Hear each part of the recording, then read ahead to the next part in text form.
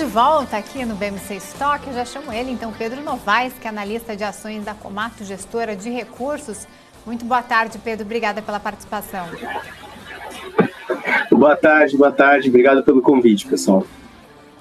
Pedro, queria começar falando do CPI, né, da divulgação do CPI que tivemos hoje. Havia uma expectativa muito grande no mercado, não só o CPI, né, mas também em relação a outros dados, seguro de desemprego. E você que cobre bem ali o setor de tecnologia, né, bolsas americanas, nesse momento temos Dow Jones subindo quase 3%, S&P 500 também subindo mais de 4%, e no mercado de ações aí, grande parte dos índices subindo. Como é que você enxergou esse resultado? O que pode impactar aí, né, no mercado americano? Claro, esse era o ponto, acho que, principal que todo o mercado estava olhando, né, ali pensando no mercado norte-americano, né, o que todo mundo estava olhando lá fora, era justamente se essa inflação ia ter sinais de arrefecimento ou não, né? Para quem pode estar se perguntando, mas por que a inflação é tão importante assim? Porque isso pode sinalizar o movimento que o Federal Reserve, né, digamos, o Banco Central lá deles, vai tomar. Então, como a gente viu ali um dado positivo do CPI, um pouco mais fraco do que era esperado, esse fraco, tá, é positivo, justamente porque a inflação veio mais fraca do que era esperado, então o que o mercado olha e fala, poxa, então talvez o Fed ali, o Federal Reserve, não precise subir tanto assim os juros, então isso acaba impactando positivamente ali as empresas, justamente porque juros altos ali, tentando resumir de uma maneira fácil, que juros altos é um ponto ruim ali para as empresas, principalmente para as de tecnologia. Então, esse tipo de movimento ali que pode indicar uma subida de juros menor ali no futuro é super positivo para o mercado. Isso animou bastante o mercado hoje. Pedro, também queria que você fizesse uma análise, né? Ontem a gente falou bastante sobre a Meta, né? A companhia do Facebook, Instagram, WhatsApp, ali que anunciou uma demissão em massa. Foram cortados 11 mil funcionários, ou seja, 13% da companhia. E esse também não é apenas o maior corte da história da empresa, como é também o maior corte já realizado por uma empresa de tecnologia da história, né? Ainda não há informações sobre o tamanho do corte nas operações brasileiras da companhia, mas a gente vê também, Apple, né, instituiu ali até um congelamento de contratações em todas as áreas, né, como saiu na mídia. A Amazon anunciou na quinta-feira passada que está sendo pressionada ali, né, em relação a uma pausa nessas contratações. Isso é uma má notícia para a economia como um todo?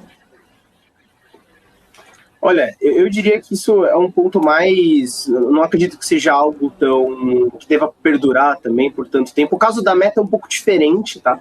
Mas eu não acho que isso, digamos, é uma notícia ali que impacte, assim, de uma maneira persistente, né?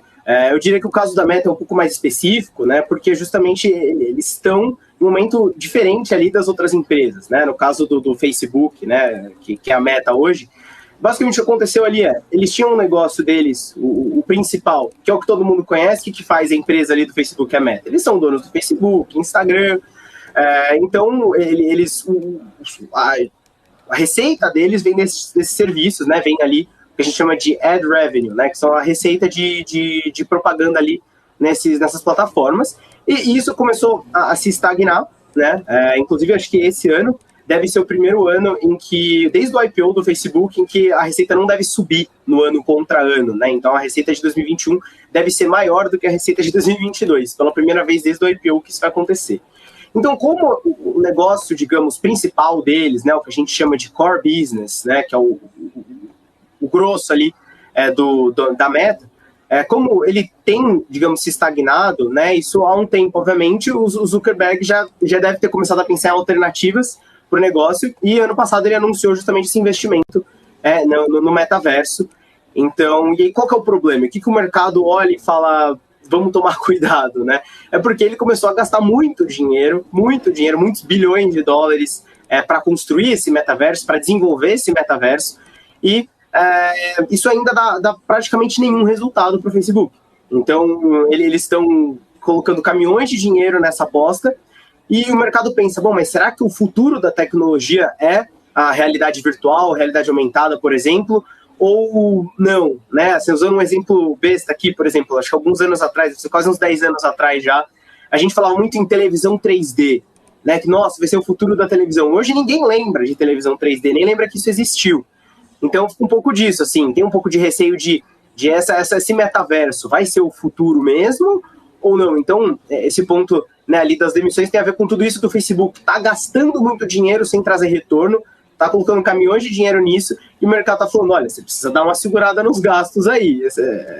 O mercado tá um pouco cético de que isso vai dar certo, então aí com esse anúncio, por isso que esse anúncio foi super bem visto, porque viram que beleza, tá? Eles estão vendo que tem que dar uma cuidada com isso, não adianta simplesmente gastar ali nessa aposta que eles têm, que o mercado está um pouco receoso. Então o contexto ali da Meta é esse, é um pouco mais interessante até do que dos outros. No caso da Apple, realmente eles também tiveram um congelamento em contratações, eles só estão contratando, se não estou enganado, só para a área de desenvolvimento, né, de pesquisa e desenvolvimento, a única área que a Apple ainda contrata, todos os outros eles congelaram também, tiveram problemas em produção na China, por conta das fábricas fechadas com Covid, então mas isso eu acredito que é algo mais curto, médio prazo ali, não deve se perdurar por muito tempo, na minha visão.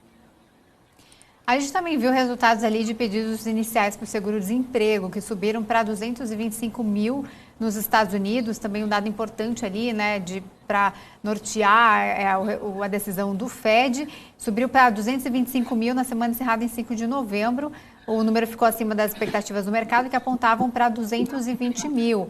Em relação ao setor de varejo de lá dos Estados Unidos, né, Costco, Dollar Tree, Target, Walmart, como é que você está enxergando essas empresas no mercado a partir dessas sinalizações, desses dados aí que a gente trouxe?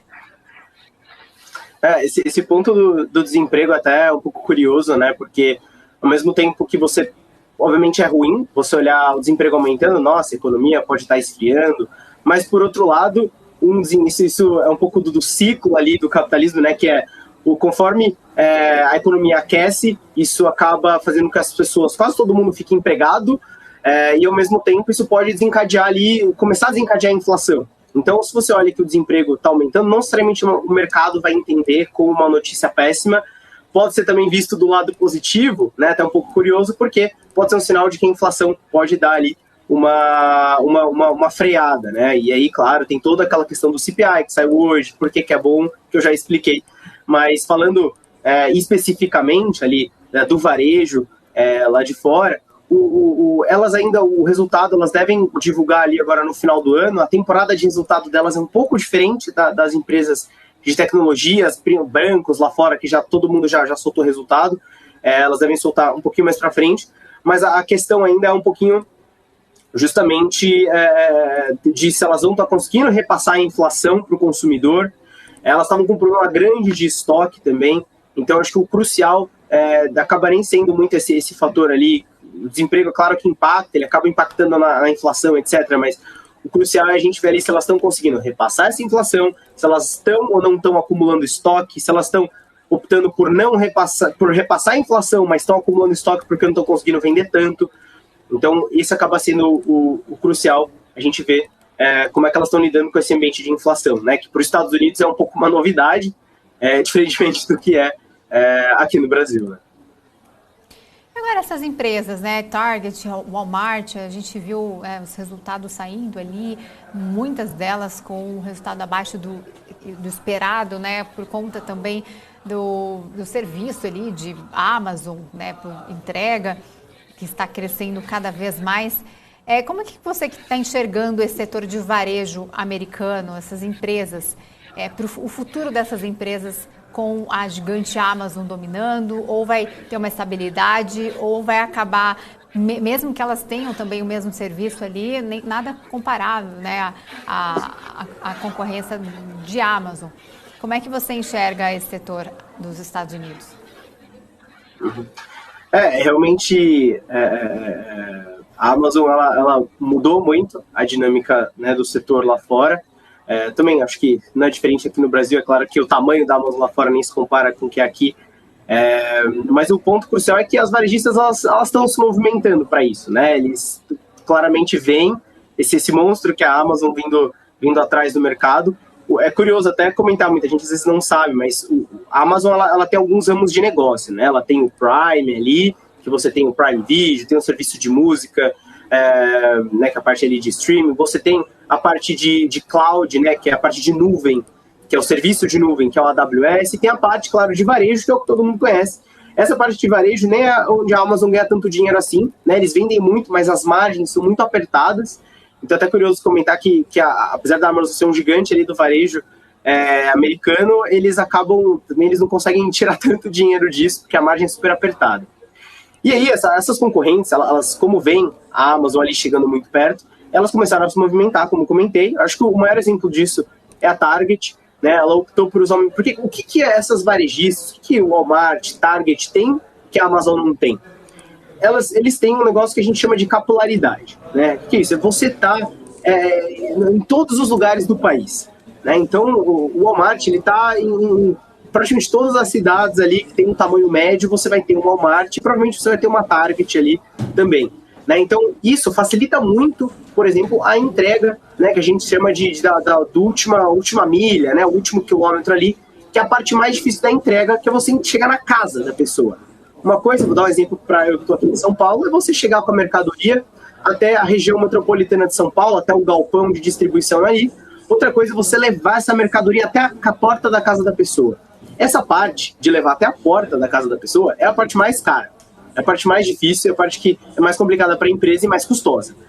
E aí, o que essas varejistas têm que a Amazon não tem? Elas têm justamente essa capilaridade, elas estão próximas da casa dessas pessoas. Então a vantagem, né, já fica bem claro ali, porque elas conseguem levar, elas podem usar dessas lojas para levar essa mercadoria até a porta da casa das pessoas, e assim elas conseguem ter uma vantagem que a Amazon não tem. Então a Target mesmo é o melhor exemplo disso, ela começou a fazer isso, e começou a usar as próprias lojas como um mini centro de distribuição para levar a mercadoria da loja até a casa da pessoa ali que mora perto. E isso, você já está usando uma estrutura que você já tem para fornecer um serviço que a pessoa comprou online.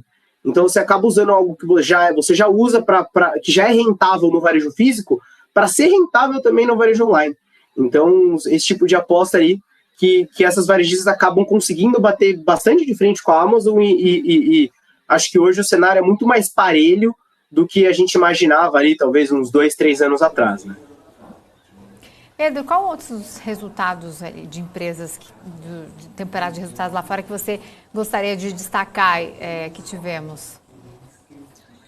Claro. Bom, eu acho que acho que as pessoas estão assistindo mais devem querer saber, mas devem se interessar, são as Big Techs, né, assim como a gente chama. Ali acho que dá para destacar, né, a Apple, maior empresa do mundo hoje. Ela teve um resultado ali um pouquinho acima do esperado, nada muito excepcional, mas veio levemente acima do esperado ali. Parte de iPhone, eu até fiz uma colinha aqui para ter certeza que eu não errar, mas a parte de iPhone veio bem. A parte de Macs de computador veio acima até do que o mercado esperava, então a Apple um resultado sem muito segredo.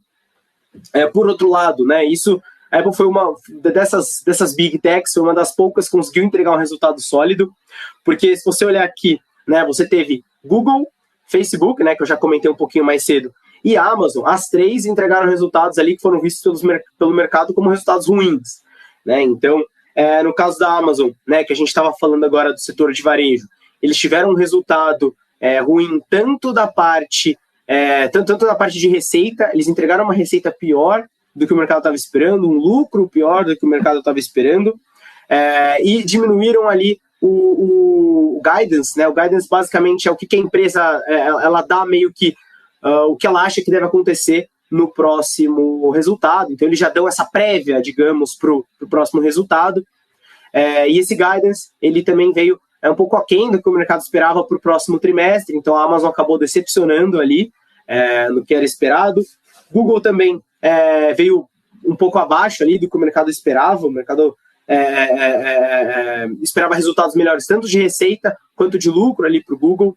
O que é curioso comentar, né, é que tanto a Amazon quanto a Google, eles têm uma plataforma de cloud, né, plataforma de nuvem, que é basicamente, se você é uma empresa, por exemplo, você quer ter todos os dados da sua empresa, dos seus clientes armazenados em algum lugar, você não tem essa estrutura na sua empresa, você quer usar, por exemplo, a estrutura de um terceiro para isso, porque é muito caro você ter essa estrutura e manter ela, você pode contratar esse serviço da Amazon, né, que é o AWS, ou ali da Google, né, o próprio cloud ali da Google, e ambos as plataformas de cloud da Amazon e do Google vieram bem. Né? Então é curioso a gente notar que, apesar do resultado das techs terem vindo meio ruins, a parte de cloud, de nuvem, veio muito bem. A Microsoft também tem uma parte de cloud que também veio bem pra caramba, né? Crescimento ali, no caso da Microsoft, de mais de 40% dessa parte de cloud.